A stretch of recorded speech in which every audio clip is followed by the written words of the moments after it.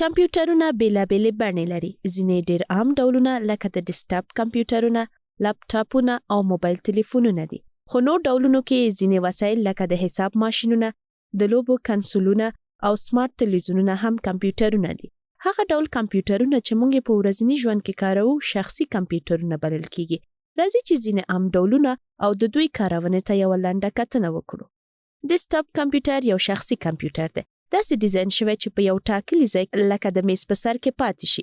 د ډیسکټاپ کمپیوټرونه معمولاً جلا برخې لري: مانیټور، د بنسټ واحد، سپیکرونه، کیبورډ او ماوس. دا برخه باید د کیبلونو په کارولو سره وصل شي. ډیسکټاپ کمپیوټرونه باید د برېښنا یوې سرچینې ته وصل شي. لپټاپ هم یو شخصي کمپیوټر دی چې ټولې برخې په یو وسیله کې دي. لپټاپونه یو بیلټ ان مانیټور، پروسس واحد، سپیکرونه، کیبورډ او ماوس لري. د ټچ پډ په توګه د ماوس په ځای کې کار کوي. لپټاپونه د بیټرۍ په واسطه کار کوي. له دې امله دوی تل د برېښنا سرچینې ته اړتیا نه لري. دا کار یې په حرکت کې کارول اسانه کوي. ټابلیټ د شخصي کمپیوټر بله بڼه ده چې کوچنی او معمولاً د یو کتاب په اندازه وي.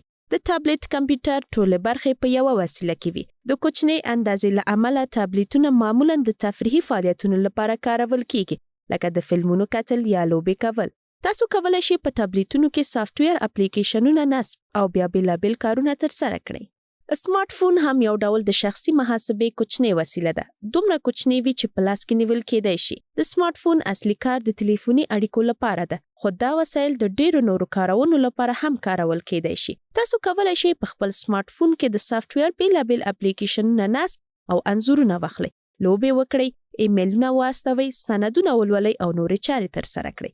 دا اپلیکیشنونه د حرکت پر مهال ډېر مناسب دي، خو دوی معمولاً له هغو اپلیکیشنونو ساده وي چې تاسو یې په خپل ډیسکټاپ کمپیوټر یا لپټاپ کې د خپلو اړتیاو له مخې نصبولی شئ. د محاسبې لپاره هم ډول ډول شخصي وسایل شته چې تاسو یې د کارونو د ترسره کولو لپاره کارولی شئ.